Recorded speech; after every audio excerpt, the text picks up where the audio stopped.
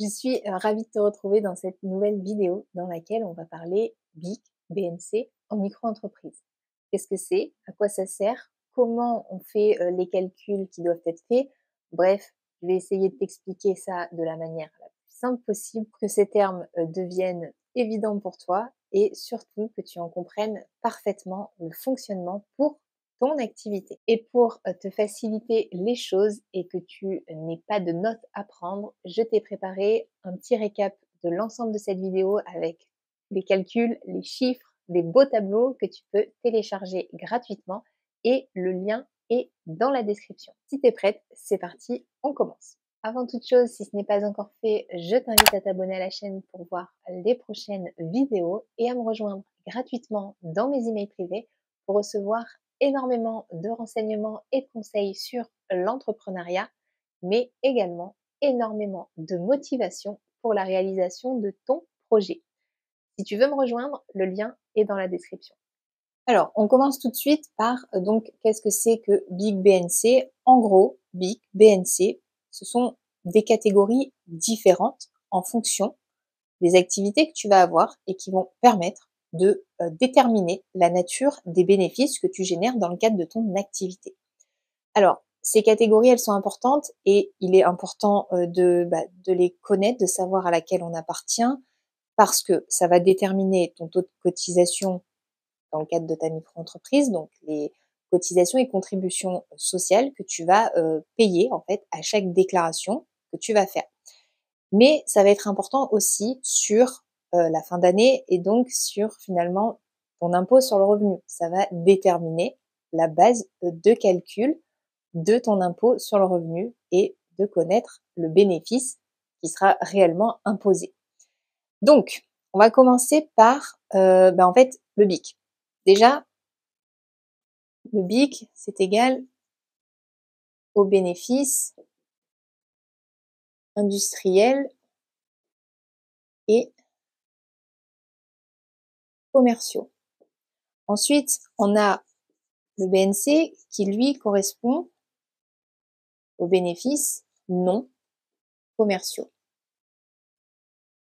Ok, donc petit rappel déjà, qu'est-ce que c'est qu'un bénéfice dans le cadre d'une entreprise? Un bénéfice, concrètement, c'est le chiffre d'affaires moins les frais qu'on a eus sur en fait toute l'année. En général, on va parler de manière annuelle, sur toute l'année, en fait, les frais qu'on a eus, les charges qu'on a payées, tout ce qu'on a dû débourser pour pouvoir exercer notre activité. Donc, on va retrouver donc évidemment charges, contributions et cotisations sociales, les impôts éventuels qu'on a eu à payer. Ça va être aussi nos frais de fonctionnement.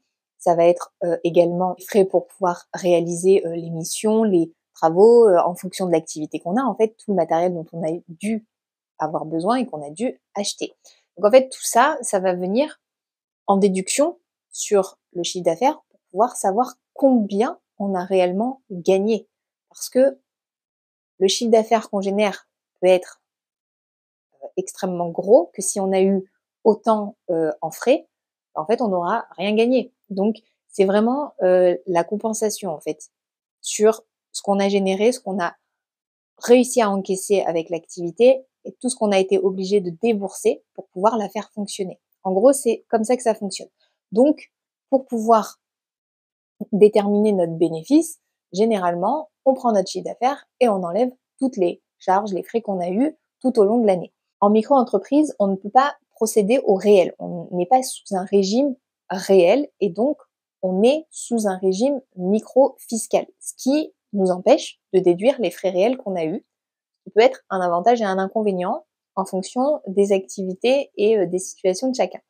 Et donc, ce statut bénéficie d'une simplification et donc ils ont mis en place évidemment des choses pour que ça soit un peu plus simple et éviter, on va dire, les frais de comptable pour arriver jusqu'au bénéfice et procéder, on va dire, à une tenue de comptabilité hyper stricte et connaître le bénéfice réel.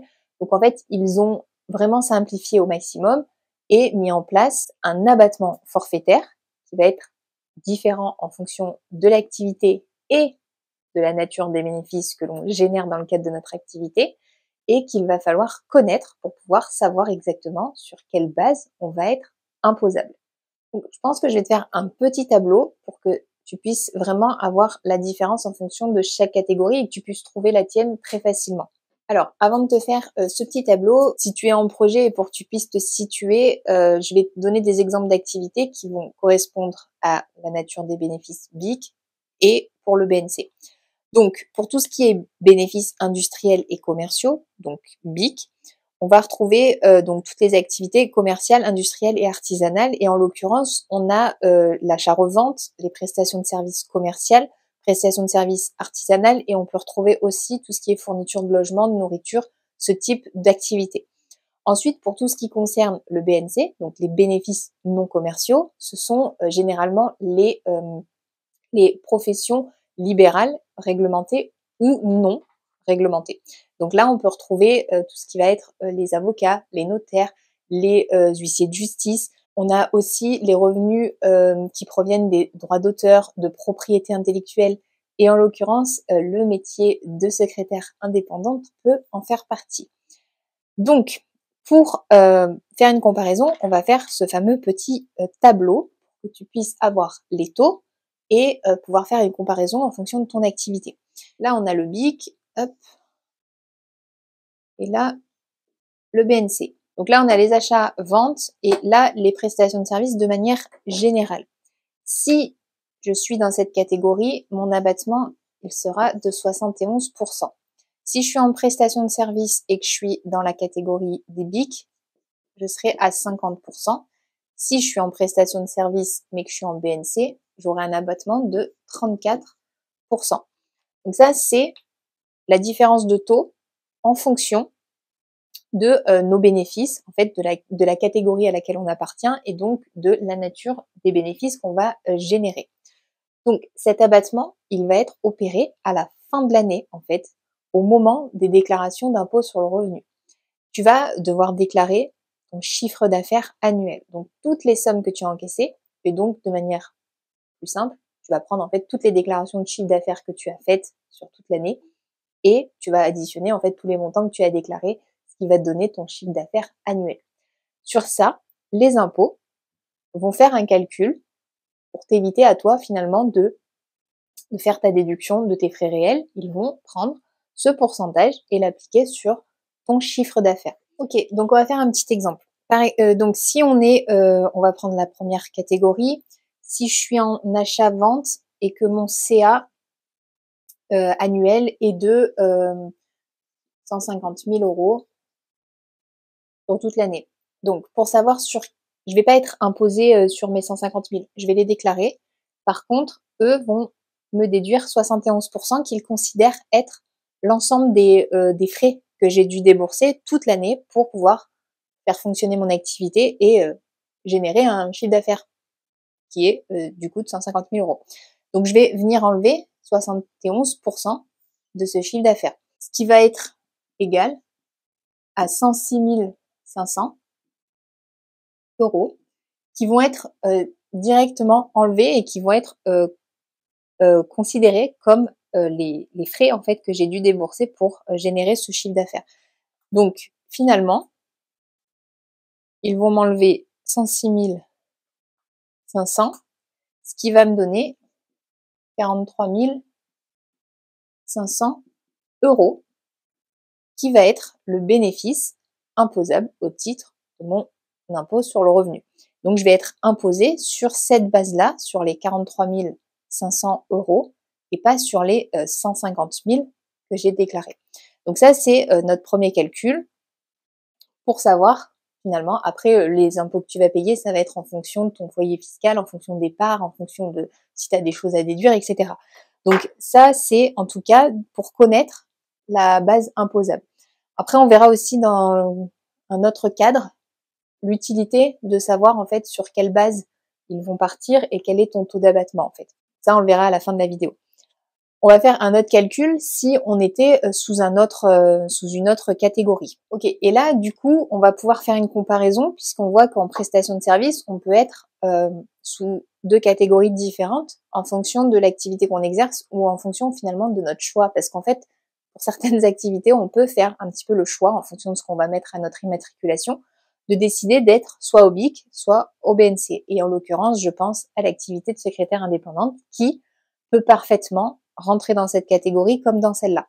Donc en fait, finalement, c'est un petit peu un choix de notre part et cette vidéo, j'espère qu'elle t'aidera à prendre la décision en fonction de ta situation et de tes besoins à toi.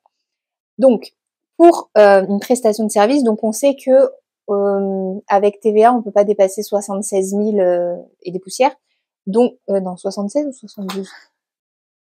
Non, on peut pas dépasser 72 600 avec TVA. Donc, on va prendre un exemple de chiffre d'affaires un peu plus bas et on va même partir du principe qu'on ne dépasse pas la TVA. Et si je dis pas de bêtises, c'est dans les 39 000. Donc, on va partir sur cette base-là. On va s'imaginer qu'on est une fois en BIC et une fois en BNC. Donc, si je prends 50%, finalement, ils vont partir sur la moitié du chiffre d'affaires que j'ai généré. Et donc, ils vont me déduire 19 500 et ça veut dire que je vais être imposée sur 19 500. Maintenant, si je prends la même base de chiffre d'affaires, mais que je suis à 34% d'abattement, je vais pouvoir retirer de frais 13 260, ce qui va, hop, 25 040. Voilà. Donc, pour une même type d'activité, mais dont la nature des bénéfices n'est pas la même, je vais avoir deux forfaits différents pour l'abattement. Première partie, si je suis en BIC, je vais pouvoir déduire une plus grosse part de frais et donc n'être imposé que sur 19 500 euros. Si je suis en BNC, je vais en fait pouvoir déduire moins de frais. En fait, ils considèrent que sous cette forme-là, il y a moins de frais. Et donc, je vais finalement être imposé sur plus, donc sur 25 040 euros. Donc finalement, déjà là, on voit qu'il y a une différence sur l'imposition. Si j'ai plus de frais, j'ai plus intérêt à être en BIC parce que je peux en déduire beaucoup plus par l'abattement forfaitaire qui a été mis en place. Si je suis en BNC, je déduis moins. Donc il faut que mes frais soient réduits au maximum à 34% de l'ensemble du chiffre d'affaires que je génère. Sinon, en fait, je vais avoir plus de frais que ce qui va m'être déduit à la fin de l'année et je vais être imposée sur une plus grosse partie alors que, en fait, je l'ai pas réellement utilisé au titre de mon revenu. Donc, il faut faire très attention à ça. C'est une part importante, en fait, quand on choisit un petit peu l'activité, quand on a le choix, finalement, sur la nature de nos bénéfices, c'est à prendre en compte. Mais surtout, il faut quand même se dire que en fonction des frais qu'on va avoir, est-ce que le régime micro-fiscal est intéressant dans le cadre de mon activité? Donc là, c'est une première façon de savoir si c'est intéressant ou pas pour moi en fonction des frais que j'estime avoir sur mon activité. Alors maintenant, je voudrais te faire un dernier petit tableau comparatif pour que tu comprennes vraiment le forfait en fait qui est appliqué pour l'abattement, mais surtout que tu sois dans les clous en fonction de ton activité pour que ça soit à ton avantage en fait. Voilà, c'est vraiment le but. C'est pas de se dire la micro-entreprise c'est ce qu'il y a de plus simple, oui, mais c'est pas forcément ce qu'il y a de plus adapté à chacune des activités qui vont être créées. Donc il faut absolument bien comprendre ce qu'il faut prendre en compte dans tous les calculs qu'on fait en prévision ou même quand on a testé notre activité et qu'on se rend compte qu'à un moment donné, il faut changer. En fait, le régime, c'est plus le bon. Il faut passer à autre chose. Donc, sur une micro-entreprise, on le sait, on a vu, on a notre abattement qui fait partie de notre régime micro-fiscal et donc qui est appliqué à la fin de l'année. Tout au long de l'année, on a en fait notre régime micro-social qui nous permet de cotiser et de participer en fait à le côté social en fait de notre pays et donc on paye nos cotisations, nos contributions sociales à chacune de nos déclarations de chiffre d'affaires. Donc des taux sont appliqués en fonction encore du type d'activité et de la nature des bénéfices que notre activité génère. En fonction, ces taux Il faut les connaître aussi pour savoir et estimer combien tu vas reverser à chaque fois, à chaque déclaration. Et donc, en gros, pour ce qui est du BIC, on va en achat-vente être à 12,3%. En prestation de services commerciales et artisanales, on va être à 21,2%. Sur ça, évidemment, on va venir rajouter des petites miettes pour venir grossir le taux et être sûr de ne rien oublier, parce que sur la déclaration, tu vas retrouver aussi la contribution à la formation professionnelle qui s'élève pour les artisans à 0,3%, pour les commerçants à 0,1%. À ça vient se rajouter encore la taxe pour frais de chambre consulaire, ce qui nous fait pour les prestations de services artisanales un taux à 0,48, pour les ventes en marchandises à 0,015, achat-revente artisan 0,22. Donc, en gros, il faut additionner tout ça pour avoir les taux qui nous correspondent vraiment. Donc ça va être aussi sur la fiche que tu peux, je te le rappelle, télécharger gratuitement pour avoir un récap simple et avoir tout au même endroit pour pouvoir faire tes calculs très facilement et rapidement. Donc là, je vais donner l'exemple, comme on l'a dit, pour les secrétaires indépendantes, parce que elles peuvent bénéficier en fait de ces catégories différentes en fait en fonction de leur choix, de leurs besoins dans le cadre de leur activité. Donc j'ai fait les calculs pour en BIC sur cette catégorie-là qui, si on parlait de secrétaires indépendantes qui sont en prestation de services BIC, seraient considérés comme des artisans, et donc on serait à un total de cotisations et contributions qui fait 21,98%. Ensuite, pour cette même finalement activité, mais dans le cadre d'une autre catégorie, j'ai fait également le calcul parce que les taux sont légèrement différents et on finirait à 21,35%. Donc, la différence, elle n'est pas énorme sur les taux de cotisation qu'on va verser. Finalement, la différence, elle est plus importante à ce niveau-là. On a vu que l'abattement n'était pas du tout le même. Maintenant, ce qui va être important de déterminer, ça va être cette part-là, en fait, qui est les frais, charges, de fonctionnement de l'activité. Dans cet abattement est déjà inclus le fait qu'on paye des cotisations et contributions, et donc à chaque déclaration, on perd déjà sur notre chiffre d'affaires, bon, je vais arrondir, 22% en gros. Donc il y a déjà 22% qui sont partis en charges, en fait, en frais qu'on a dû débourser d'une certaine manière, qui sont donc les cotisations et contributions obligatoires dans le cadre de l'activité. Donc en fait, il faut que nos frais et charges annuels, plus les cotisations et contributions, n'excèdent pas le pourcentage d'abattement qui va être appliqué à la fin de l'année. Sinon, ça ne sert absolument à rien d'être sous ce régime-là. Il vaut mieux être au régime réel et déduire nos frais réels. Donc, j'ai fait le calcul d'avance. Et donc, en gros, pour cette partie-là, il ne faudrait pas dépasser 28,02% de frais de fonctionnement. Et de ce côté-là, on serait à 12,65% à ne pas dépasser. Donc là, on voit bien que dans la catégorie des BIC, on peut se permettre d'avoir un peu plus de frais de fonctionnement que dans la catégorie des BNC, parce que en fait, on ne doit pas dépasser 12,65%. On va faire un calcul selon un chiffre d'affaires pour avoir un exemple en chiffres, pas qu'en taux, parce que c'est vrai que des fois c'est pas très parlant. Donc on va repartir sur nos 39 000 par exemple. Comme ça on repart sur les mêmes sur nos mêmes calculs. Donc sur 39 000, ici je déduirai 19 500 qui serait mon abattement. Ensuite, de l'autre côté, je déduirai 13 260. Ok, maintenant, toute l'année, combien j'aurais payé de cotisation? Donc, sur toujours mes 39 000 de CA, j'ai un taux de cotisation total, ce qui nous fait 8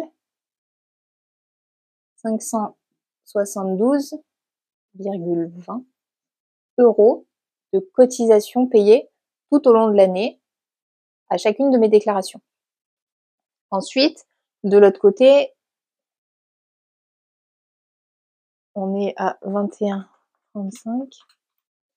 J'aurais payé un tout petit peu moins, 8326,50. Ok. Donc ça, c'est déjà ce que j'ai payé, sachant que je dois pas dépasser 19 500 € ici et 13 260. Il me reste mon petit calcul ici qui va correspondre aux frais annuels de mon entreprise maximum que je ne dois pas dépasser. Donc toujours sur mes 39 000, multiplié par ici 28,02 divisé par 100, ce qui nous fait 10 927,80. Donc là, il faut pas que sur toute l'année, j'ai dépassé en frais tout compris, 10 927,80 €. Si je dépasse, aucun intérêt d'être en micro-entreprise. Ensuite, pour l'autre part, toujours sur notre base de 39 000, multiplié par 12,65 divisé par 100, 4 933,50. Et donc là, on voit quand même la grosse différence de frais que je peux me permettre d'avoir sur mon activité en micro-entreprise avec la catégorie BNC, c'est 4 933,50 € sur toute l'année. C'est quand même short, il faut vraiment faire aucune dépense. En gros, ça voudrait dire que, donc, ici, mon bénéfice imposable, il serait sur 19 500. Ici, on serait à, donc, les 39 000 moins les 13 260, 25 740. Alors, la conclusion. On voit ici que je suis imposée sur beaucoup moins en BIC que en BNC pour le même chiffre d'affaires. Répartition pour les frais, charges, etc., ça diffère un petit peu. Donc, ce qu'il faut voir, c'est quel est ton besoin actuel. Est-ce que ton activité nécessite d'avoir beaucoup de frais? Dans ces cas-là, est-ce que l'abattement qui est appliqué correspond aux frais prévus, on va dire, aux frais éventuels que tu vas avoir sur ton activité? Est-ce que tu es dans la bonne catégorie en fonction de ton activité et des frais que tu dois générer pour faire fonctionner ton activité? Autre chose qu'il faut prendre en compte, c'est le bénéfice imposable. Est-ce que tu es plus intéressé par le fait d'être sur une part imposable beaucoup moins élevée et donc forcément de payer moins d'impôts ou en tout cas de même, pourquoi pas, ne pas être imposable en fonction du foyer fiscal? Ou est-ce que tu as besoin que fiscalement, tu aies un revenu imposable plus important pour des projets personnels, pourquoi pas, un achat immobilier, pour que la banque, visuellement, voie que ton revenu imposable est plus élevé. En fait, on est vraiment sur une situation personnelle, sur un besoin spécifique dans le cadre de notre activité, sur finalement une activité qui nécessite ou non des frais, sur des projets personnels de vie. La micro-entreprise, ça peut être extrêmement intéressant à partir du moment où ça correspond aux besoins de notre activité, mais aussi aux besoins de notre vie personnelle et de nos projets personnels. Parce que si on fait finalement sur le bénéfice imposable un bref calcul de ce qu'il reste, ce sur quoi on va être imposé au titre de notre revenu, donc considéré par la banque comme notre revenu, ici, si je le divise par 12, ça me donne 1625 € par mois, donc de revenus. Et ici, si je le divise par 12, je suis à 2145 € par mois. Donc finalement, est-ce que tu veux juste payer moins d'impôts, t'as pas besoin en fait d'être bien vu de la banque ou pas, ça c'est en fonction des situations de chacun. Par contre, si tu as besoin de ça, il va falloir y penser et prévoir en fonction si ce régime est fait pour toi et si il correspond à tes besoins. J'espère que cette vidéo t'aura permis de comprendre la différence entre BIC et BNC en micro-entreprise, mais surtout de comprendre le fonctionnement de ce régime sur cette partie-là, sur la partie fiscale, un petit peu sur la partie sociale, on a brièvement vu pour pouvoir finalement faire une parfaite comparaison en fonction de l'activité que tu vas choisir. Bref, j'espère sincèrement que tu sauras exactement vers où te diriger et comment faire tes calculs pour voir si ce statut est parfaitement adapté à ta situation personnelle, mais également à ton projet d'activité. N'oublie pas de t'abonner à la chaîne si ce n'est pas encore fait pour voir les prochaines vidéos et à télécharger la fiche récapitulative qui te permet de tout avoir sans avoir pris de notes et surtout de pouvoir y revenir très facilement dès que tu te poseras une question. En attendant, je te dis à très bientôt dans une prochaine vidéo.